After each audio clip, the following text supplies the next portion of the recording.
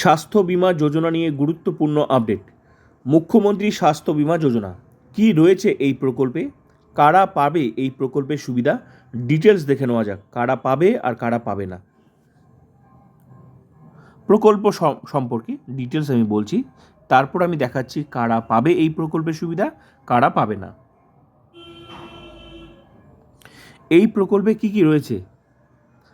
প্রতি পরিবার বছরে 5 লক্ষ টাকা পর্যন্ত ক্যাশলেস চিকিৎসার সুবিধা পাওয়া যাবে এই প্রকল্পে।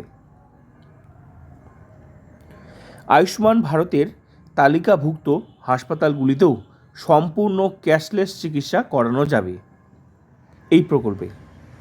পরিবারের প্রত্যেক সদস্য বিনামূল্যে নিজের স্বাস্থ্য কার্ড পাবেন। পরিবারের সদস্য সংখ্যার কোনো সীমা থাকবে না। আগে থেকে থাকা সব রোগের চিকিৎসাও প্রথম দিন থেকেই এই প্রকল্পের আওতায় থাকবে।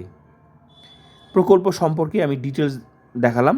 এবার এই প্রকল্পের সুবিধা কারা পাবে, যোগ্যতা কি?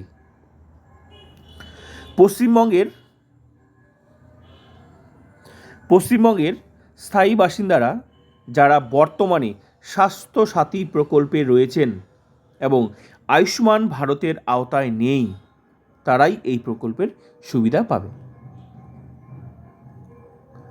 নেক্সট, সিএ বা এসআইআর ট্রাইব্যুনালে যাদের আবেদন বিচারাধীন রয়েছে তারা যোগ্যতা অনুযায়ী এই সুবিধা পাবেন।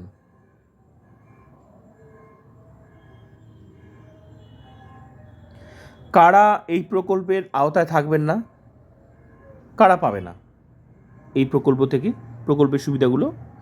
যেসব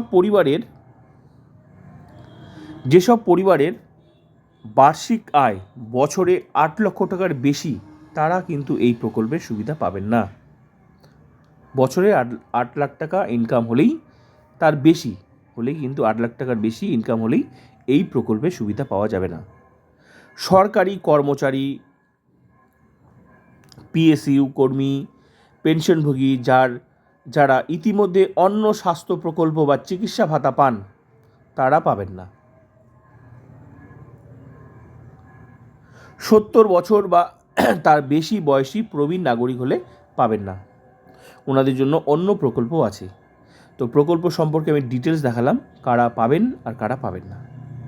তো ভিডিওটা ভালো লাগলে like, comment, subscribe and share.